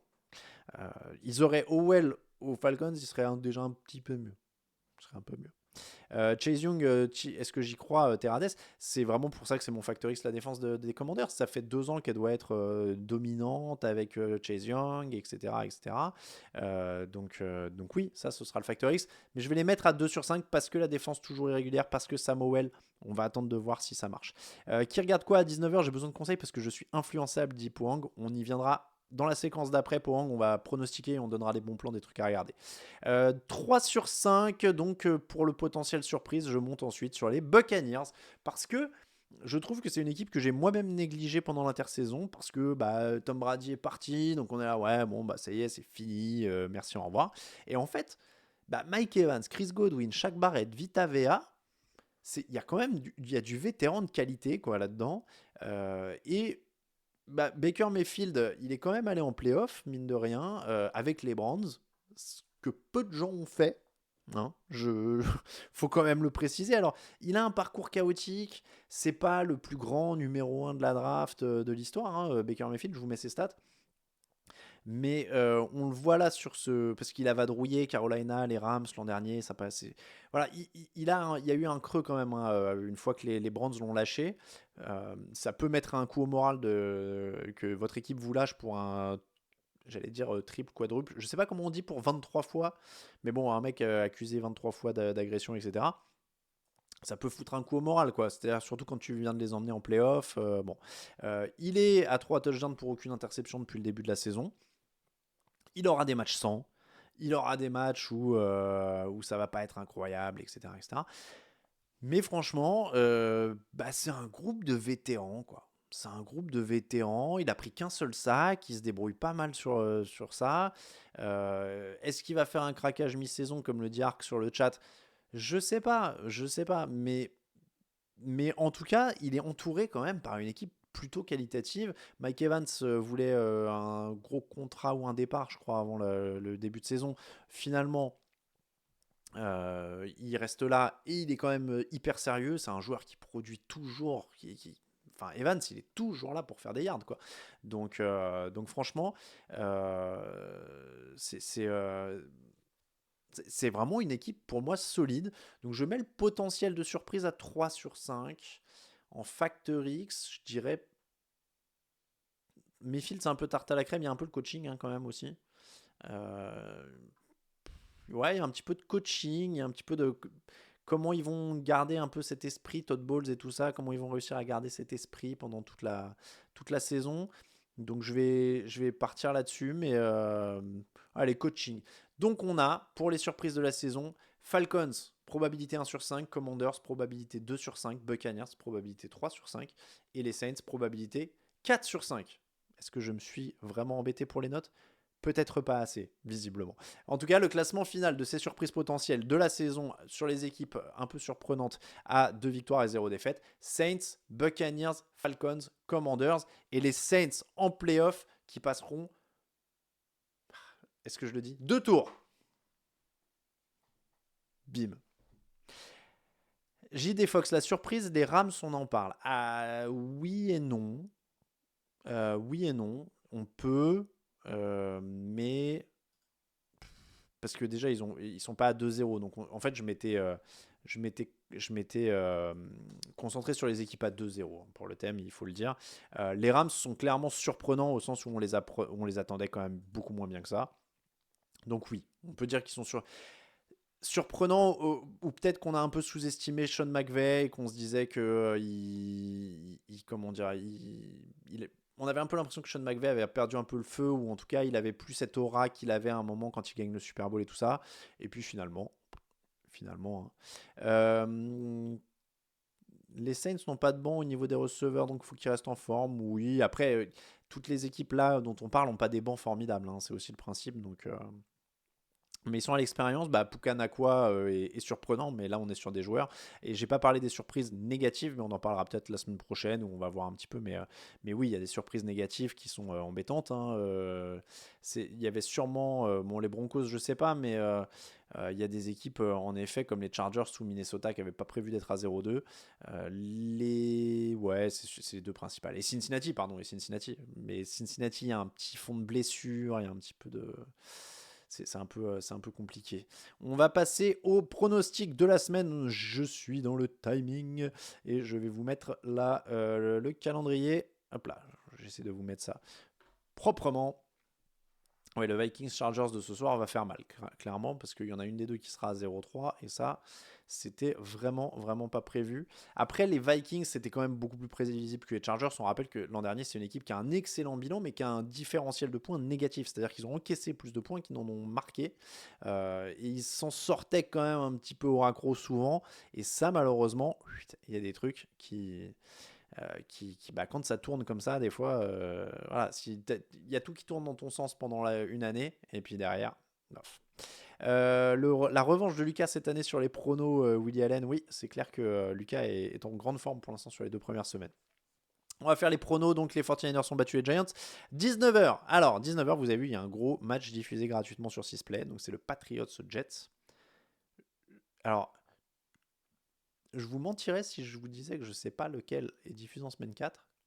Il a dû me passer sous les yeux, mais je me rappelle plus duquel c'est. Ah si, je sais, mais on n'a pas encore le droit de le dire. En fait, les matchs, le match sur 6play de la semaine, on l'annonce en exclusivité au début dans le podcast qui est mis en ligne le mardi matin. Voilà. Pats Jets cette semaine. Qui commente donc je vais le répéter. On va refaire un point question 6play après si vous voulez. Mais donc je le redis, c'est Lucas et Grégory qui commentent cette semaine. De toute façon, c'est Lucas et Grégory qui commentent cette semaine et la semaine prochaine. Et pas la semaine d'après, je crois. La semaine d'après, je crois que c'est Lucas et Victor, je crois. Et après Lucas et Greg. Bon, bref. Lucas commente pendant 4 semaines. Je suis avec vous pendant 4 semaines dans le fauteuil. Moi, je retourne à l'antenne le 22 octobre sur 6play. Donc, vous m'avez jusqu'au 22 octobre ici, tous les dimanches. Les pronostics, Ravens, Colts. Une petite surprise Minshew Mania ou pas? Parce que Ravens, avec plein de blessés de partout, bah ouais, non, Ravens plein de blessés partout, ça peut être une petite surprise Minshew Mania, hein. Comment dire? Je vais dire Ravens, mais attention. Ah oui, alors il y a quelqu'un qui dit qu'il faut faire des commandes Twitch avec un bot pour les questions qui reviennent en boucle. C'est pas bête, il faut que j'apprenne à le faire. Mais c'est vrai que ce serait pas mal. Je vais faire genre une réponse à qui commente et je vais la programmer toutes les semaines avec le duo. Genre le match de cette semaine est. Il faut que je me fasse un bouton là sur mon truc pour envoyer la réponse automatiquement. Browns Titans, on va dire les Browns parce que c'est quand même plus complet et on va voir ce que Jérôme Ford vaut à la place de Nick Chubb, mais pour l'instant on va pas les enterrer. Et puis les Titans c'est un peu mollasson. Ça peut être un match avec peu de points relativement. Les Lions contre les Falcons, on va dire les Lions parce qu'ils ont un quarterback comme on disait tout à l'heure. Les Packers contre les Saints, il est intéressant celui-là, mais je vais dire les Saints, notamment parce qu'il y a encore pas mal d'absents du côté de Green Bay. David Bakhtiari est blessé, Christian Watson, je crois, sera toujours absent. Donc ça va être compliqué pour Green Bay. Jaguars-Texans, les Jaguars, même s'ils sortent d'un très mauvais match contre les Chiefs, c'était pas beau. Alors, petit aparté 6play, mais je m'étais tellement ambiancé à l'idée de commenter un Chiefs-Jaguars la semaine dernière, je vais pas vous cacher que j'étais un petit peu déçu en sortant parce que je me suis dit, oh là là, on avait le potentiel pour avoir un super match et tout. Et il a fait un peu mal celui-là. Il a fait un peu mal. Donc Jaguars, quand même, on va dire qu'ils se reprennent. Dolphins Broncos, bon bah là en termes de puissance de feu, les Dolphins c'est quand même très très costaud en ce moment. Donc je vais dire les Dolphins. On attend toujours la réaction de Russell Wilson sur 4 cartons. Ce serait pas mal. D'habitude je mets le graphique des pronos de la team TDA. Ah, je me suis gouré d'articles. Vous êtes attentif. Alors attendez. Pronostic, regardez, hop il est là. Voilà, mais alors là il va falloir que je le grossisse un peu parce que... Ah ouais, mais c'est le... On va faire ouvrir l'image dans un nouvel onglet. Voilà. Voilà. Regardez ça. Bon, il y a moi, je gêne ceux de Victor, mais Il y a ma fenêtre qui gêne ceux de Victor, mais vous avez l'idée. Voilà, off. Donc je sais plus où j'en étais. Ravens j'ai fait, Browns j'ai fait, Lions j'ai fait, tac tac tac, Jaguars j'ai fait, Dolphins on a tous mis les Dolphins, Chargers, Vikings, Vikings Chargers on a tous mis, non Lucas et Victor ont mis les Vikings, match probablement le match le plus incertain, mais alors là le truc c'est que vous voyez j'ai pas les horaires, j'aimais bien vous dire 19h pas 19h, alors attendez je vais remettre le calendrier juste pour vous dire les horaires, voilà, on est toujours à 19h, le Chargers Vikings, on est à 19h avec le Dolphins Broncos aussi, et on va être 19h jusque Jets Patriots. Donc c'est le match diffusé sur 6play, commenté par Lucas Vola et Grégory Richard qui vont être excellents, je n'en doute pas. Ça va être un peu fermé à mon avis, Jets Patriots, ça va pas être le gros spectacle de l'année. Victor met les Jets, on met tous les Patriots alors qu'ils sont à 0-2, c'est plutôt risqué. Mais après il y a Zach Wilson en face, donc voilà quoi. Zach Wilson face à Bill Belichick, j'ai toujours tendance à mettre Bill Belichick, mais ça va pas être un match exceptionnel. On nous a vraiment coupé d'une hype terrible, hein. Ouais, non, j'ai aucune foi en Zach Wilson. Orlin, je crois que je l'ai déjà dit pendant une des émissions de la semaine. Euh, Ah oui, Austin Eckler blessé, c'est vrai que j'ai pas pris ça en compte dans mon prono, je crois, mais j'aurais pu mettre un Vikings, tu vois, là-dessus. Donc, on va dire Patriots. Bills, Commanders, tout le monde met les Bills, mais ça pourrait être un beau match. On passe à 22h, si je dis pas de bêtises, hein. Commanders, Bills, tac, tac, tac. Voilà, 19h. On a 3 matchs à 22 et après c'est la nuit. Donc, à 22h, Seahawks, Panthers, on a tous mis les Seahawks. Bryce Young n'est pas là, ce sera Andy Dalton. Cowboys, Cardinals, tout le monde a mis les Cowboys parce que les Cardinals c'est un peu la galère, même si Trevon Diggs n'est pas là, a priori, bon, il va pas être il va pas trop manquer. Chiefs, Bears, tout le monde a mis les Chiefs parce que les Bears sont en galère évidemment. On passe à Raiders, Steelers qui sera le match de la nuit, tout le monde a mis les Steelers.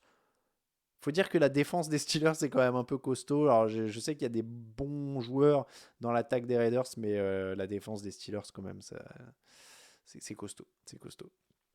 Bengals Rams, c'est le match. Il y a encore 2 matchs dans la nuit de dimanche à lundi. Ah mais oui, il y a encore 2 matchs dans la nuit de lundi à mardi. Autant pour moi. Je suis déboussolé par ces doubles Monday Night en ce moment. Donc oui, l'attaque est atroce chez les Steelers. Par contre, Willie Allen a tout à fait raison. Donc victoire des Steelers, mais serré. Après, des fois, encore une fois, je vous le redis, hein, quand tout le monde a mis le même, ça veut pas dire qu'on pense tous qu'ils vont écraser l'équipe d'en face. C'est que ça se trouve, on pense tous qu'ils vont gagner d'un point. Hein, mais bon, voilà, on se concerte pas pour qu'ils soient unanimes, hein, les pronos. Donc des fois, c'est vraiment juste que ça se trouve, on pense tous que ça va être une victoire comme ça, mais ça donne cette impression d'unanimité. Voilà. Bengals, Rams, donc Grégory et Victor parient les Rams. On sait toujours pas si Joe Burrow va jouer, donc ça c'est quand même pas facile. C'est quand même pas facile. Et puis Buccaneers Eagles, tout le monde a mis Buccaneers, a mis Eagles, pardon. J'étais en train de penser qu'on avait parlé des Buccaneers tout à l'heure. Donc tout le monde a mis Eagles, ce qui me semble quand même plutôt logique. Des équipes qu'on citait tout à l'heure, les Falcons sont pas favoris, les Buccaneers sont pas favoris, les Commanders sont pas favoris. Et du coup, on se retrouverait avec les Saints qui sont les seuls favoris des 4 qu'on a cités. Donc voilà, ça va pas être facile pour les équipes en surprise dont on parlait. On va faire les meilleurs coachs Unibet. Ensuite, on va passer doucement à vos questions. Et puis, on passera derrière au quiz. Au quiz, en espérant que j'ai pas un problème technique parce que j'ai pas mal de trucs. Là, on dirait pas, mais j'improvise un peu sur certains trucs parce qu'il y a pas mal d'éléments techniques qui me lâchent un petit peu depuis tout à l'heure.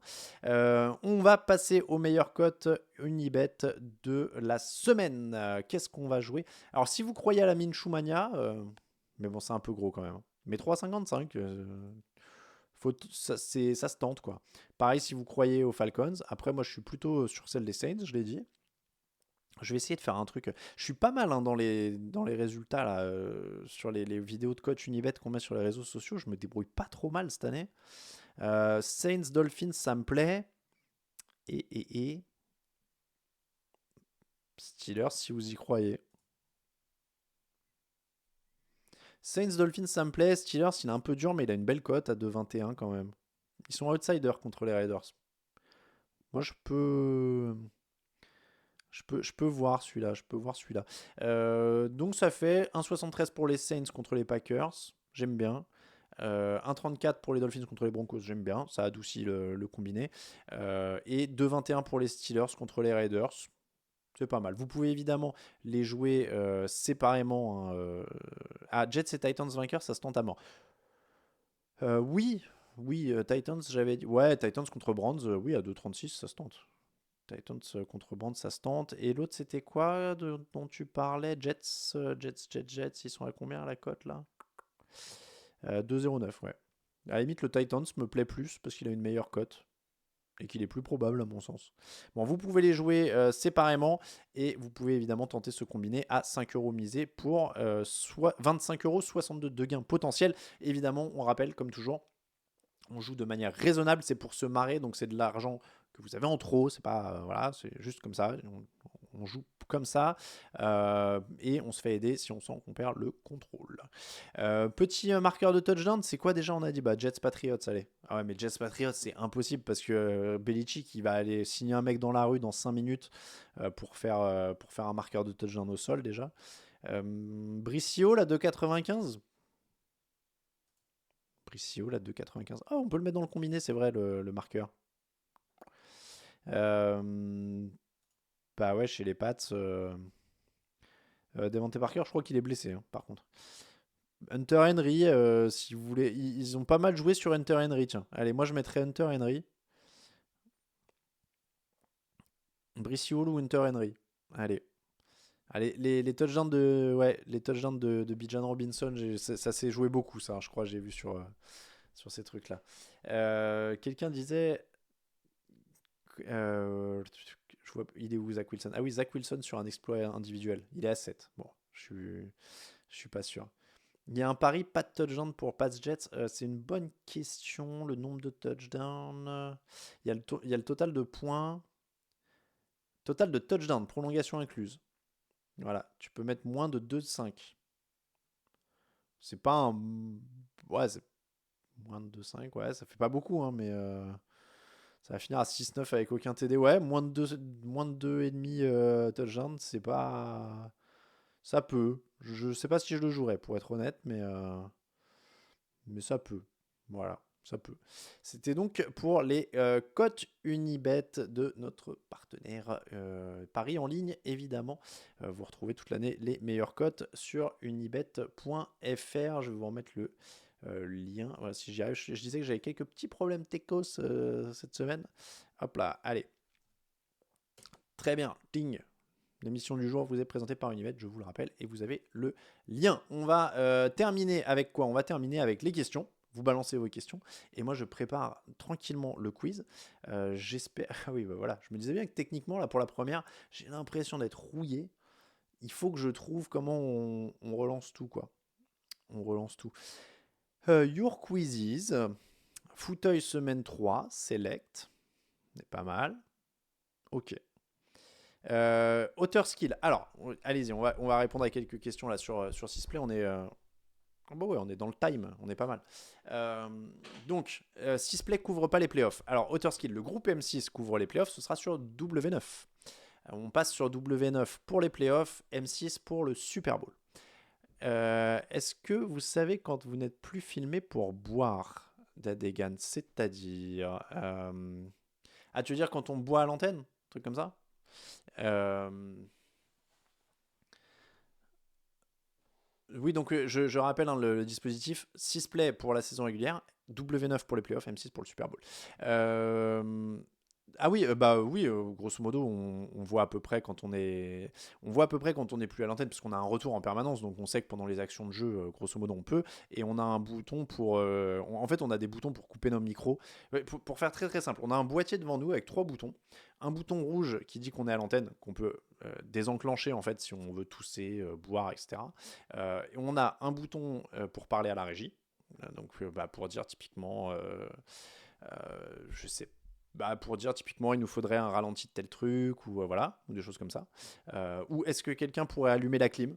Voilà. Détail tout bête par exemple, sachez que pendant la première mi-temps du Jaguars Chiefs on crevait de chaud parce qu'on avait oublié de mettre la clim dans la cabine et donc en fait j'étais vraiment au milieu du deuxième quart-temps en train de passer en mode vraiment Johnny Hallyday Parc des Princes 92 si vous voyez en termes de transpiration. Et donc, du coup, par exemple, j'ai utilisé mon bouton régie pour dire excusez-moi, il y a un problème avec la clim. Est-ce qu'on a mis de la clim? Et donc, quelqu'un est rentré discrètement dans la cabine pour allumer la clim. Et le troisième bouton sur le petit pad, c'est pour parler à mon binôme, mais il n'y a que lui qui m'entend et on n'entend pas à l'antenne. Mais pour être honnête, je crois pas que j'ai utilisé ce bouton les 2 premières semaines. Voilà, pour tout vous dire. Donc voilà, mais oui, on peut se parler sans être à l'antenne. C'est-à-dire qu'on peut parler à la régie et la régie peut me parler. La régie me parle régulièrement d'ailleurs dans le casque pour qu'on entende, pour donner des instructions, pour dire il reste tant de temps, pour dire on va passer la pub, pour dire ceci et cela, voilà, ou pour dire les pizzas arrivent éventuellement. Making of à la fin de la saison. Je sais pas si nous produirons un making of, mais au pire, il faudra qu'on essaie de sortir des petites vidéos, des trucs comme ça. Ou un jour, il faudrait qu'on fasse une petite vidéo peut-être de visite ou des trucs comme ça. Ça pourrait être pas mal. Dadegan qui dit pas de pub, c'est top. Alors, il va y avoir un peu plus de pub au fur et à mesure de la saison, mais ça devrait rester à peu près calibré entre les cartons, quoi, grosso modo. Et un peu à la mi-temps. Avez-vous eu des demandes du groupe M6 pour vous ajuster entre les 2 matchs, faire plus ou moins grand public, etc. JD Fox? Honnêtement, non, on s'était plutôt bien calé avant le premier. J'espère qu'ils ont été plutôt. Enfin, a priori, ils étaient plutôt contents du résultat du premier. Et non, on a. Entre les deux, en tout cas, il y a eu des discussions avant, mais il n'y a pas eu énormément d'ajustements entre les deux. Voilà. À quelle heure est-ce qu'on arrive en studio? On arrive Moi, j'arrive à 17h sur place. J'arrive à 17h sur place, grosso modo. Et puis après, bon, on s'installe, on prépare 2-3 trucs. Enfin, moi, je prépare les matchs avant chez moi, mais bon, on s'installe, on fait 2-3 tests de son, de machin, on se maquille un peu. Les matchs de 6 play sont rediffusés. Alors, Raoul Roi des Galopins, c'est une bonne question. Ils sont en replay. Par contre, ça, ils sont sur les box. C'est-à-dire que sur l'appli Box Orange, Free, SFR, etc., il y a les replays des matchs. Donc, ça, vous pouvez les mater sur votre télé. Par contre, je crois qu'ils ne restent pas indéfiniment. Mais alors, ça, je pense que ça dépend de la NFL, pour être honnête. C'est normal. C'est le début d'une grande aventure qui va peut-être se renouveler l'an prochain à ce rythme de Degan. Bon, on croise les doigts. Déjà, on va essayer de bien faire, qu'ils soient contents et qu'ils aient envie de continuer. Et on verra après. Sean of Fiarna, est-ce que j'ai la sensation d'avoir atteint un cap dans ma carrière dans la représentation du foot US en France? Mais en fait, je me sens pas représentant. Moi, j'ai juste l'impression de faire mon taf et je sais pas, je me sens rien du tout en fait. Moi, j'ai pas l'impression de représenter ou de. Mais c'est gentil, mais je suis très content de le faire, hein. Je veux dire, évidemment, je suis très content qu'on soit venu me chercher, hein, mais je veux dire, j'ai pas l'impression de. Enfin, ouais, je sais pas, je prends comme ça vient, je suis content. Un jour, je crois que je fais ça avec toute ma carrière, si vous voulez, c'est que j'ai pas de plan. Tant que je suis content, je suis content. Un jour, ça s'arrêtera, et puis voilà. Noir, il n'y a pas de cantine. Enfin, si, il y a une cantine à M6, mais elle n'est pas ouverte le dimanche à l'heure où on vient, donc non, on n'a pas goûté. Euh, non, pour être très honnête, je me suis nourri de Madeleine et de Kinder Bueno de la machine. Ils ont une machine, vous savez, où vous tapez un numéro, là, il y a un truc qui tombe. Voilà, c'était mon repas des 2 semaines dernières. Et une gourde. Euh, à quand les commentaires des matchs avec des jerseys moches? Alors non, on doit être en chemise.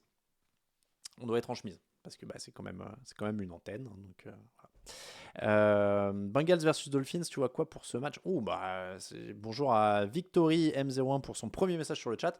Alors, c'est quand Bengals Dolphins? On est sur un hypothétique Bengals Dolphins avec tout le monde à fond. Bah, ce serait un beau match de playoff en tout cas. Ce serait un beau match de playoff et honnêtement, je sais pas. Je sais pas. J'irai encore. Ça va être dur quand même. Ça va être dur. Qui décide des matchs diffusés sur quels critères, Richlow? En fait, M6 demande à la NFL des matchs et la NFL dit oui ou non. Des fois, ils peuvent pas avoir les matchs qu'ils veulent, etc. Pour être honnête, je sais pas sur quelle base de trucs. Pour l'instant, on participe pas activement au choix, mais il y a des gens. Je vous rassure. Alors ça, je vous rassure qu'il y a des gens chez M6 qui connaissent la NFL, qui aiment la NFL et à qui on fait totalement confiance pour les choix des matchs. Il y a pas de.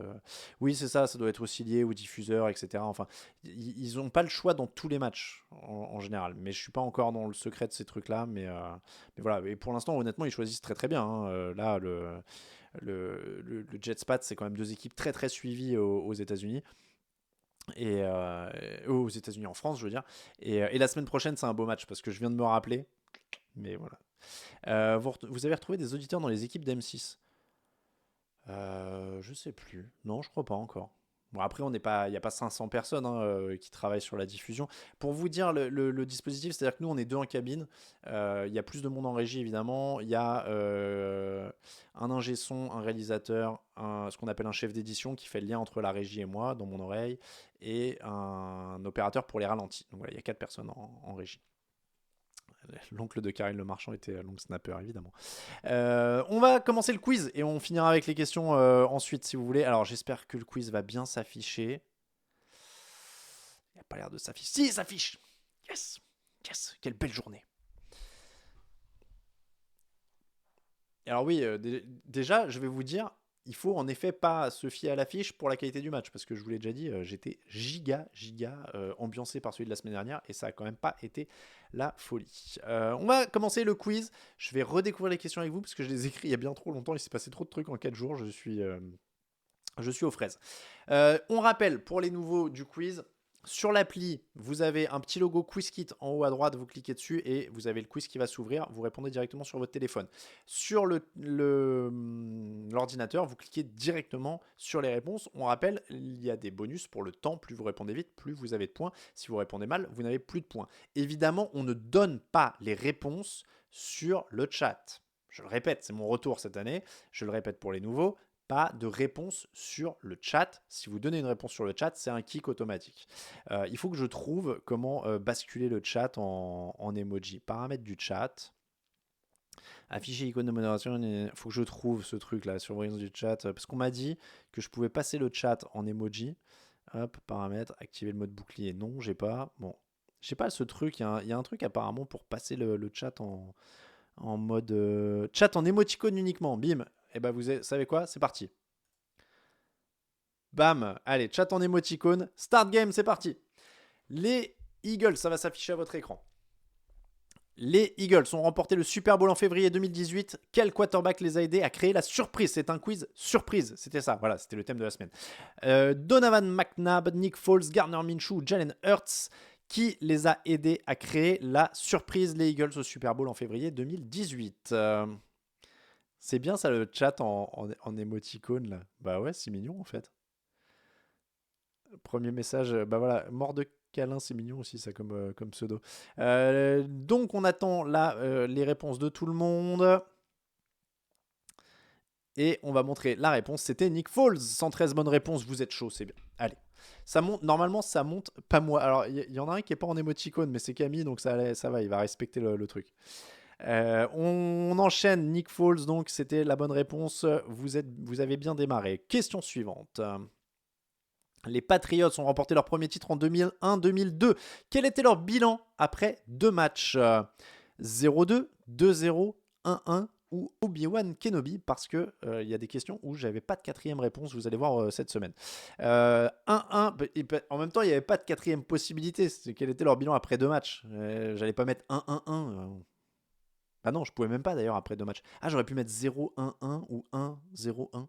Ah ouais, c'était nul. Non, Obi-Wan Kenobi, c'est mieux. On va attendre vos réponses.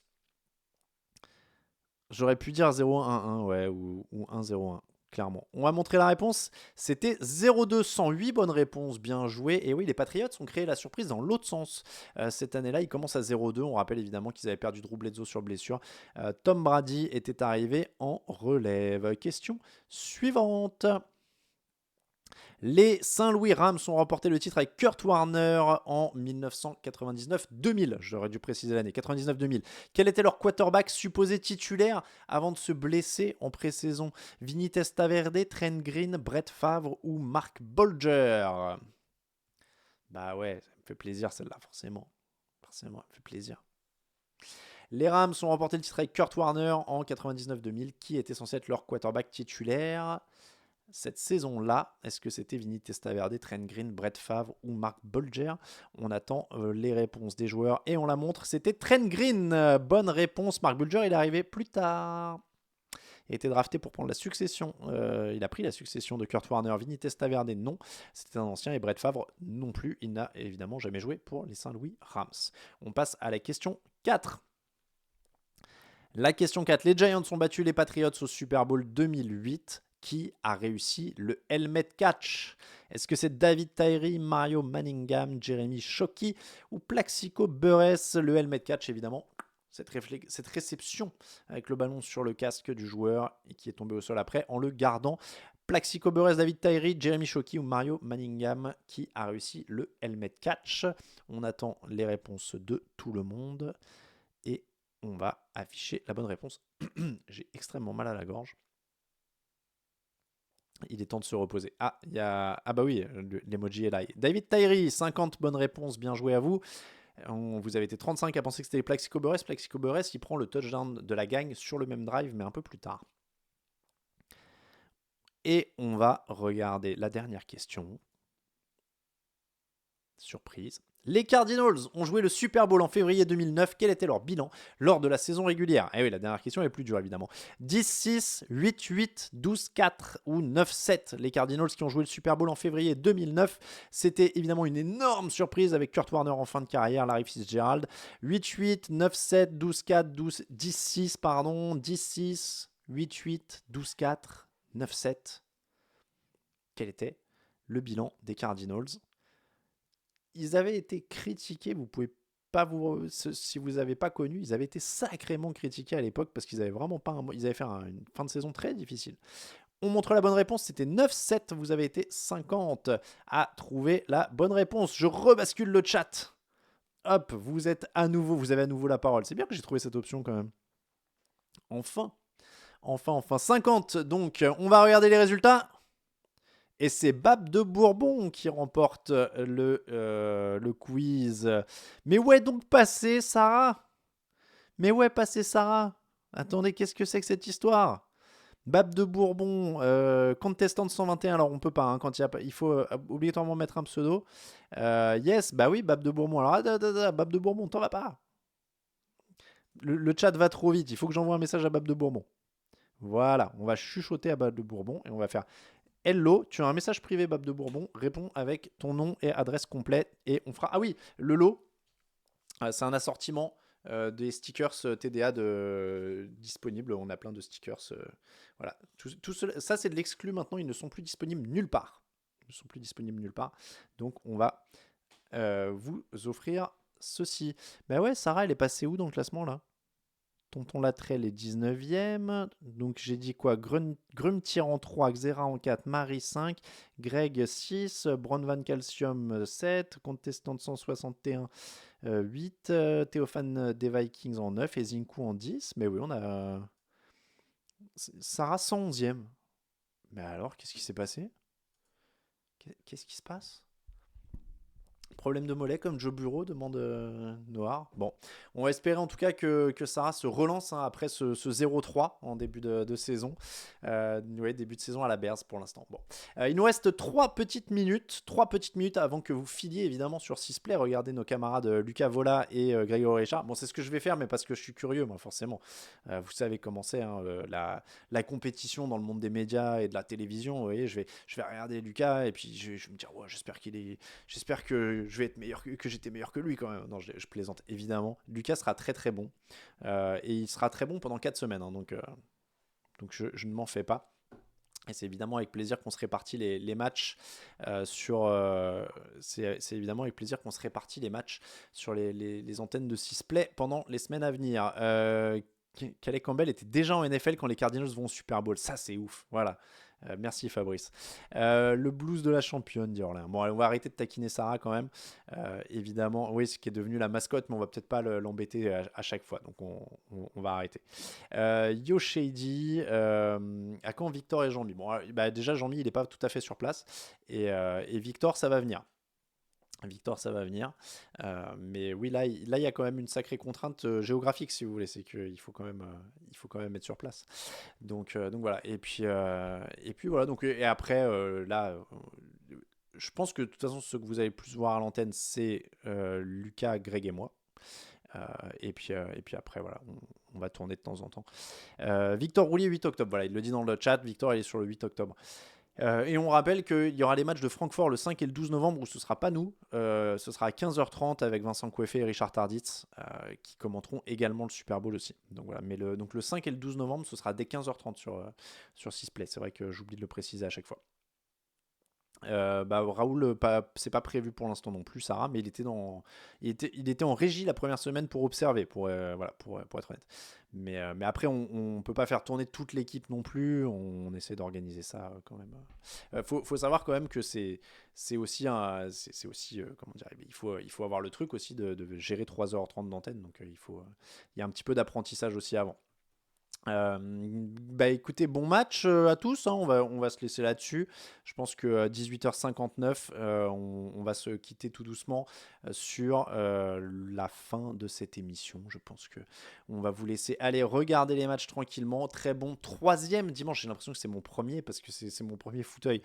Donc très bon troisième dimanche de NFL à tous. On vous rappelle que l'émission vous est présentée par Unibet, partenaire pour les paris en ligne sur la NFL. N'oubliez pas d'aller sur Brooklyn Fist si vous voulez des casquettes TDA, on en est quand même hyper content. Et n'oubliez pas d'aller sur Tipeee si vous voulez les porte-clés TD Actu qui sont vachement cool. J'ai le même à la maison. Merci beaucoup à tous. On se quitte, petit générique et à ciao ciao.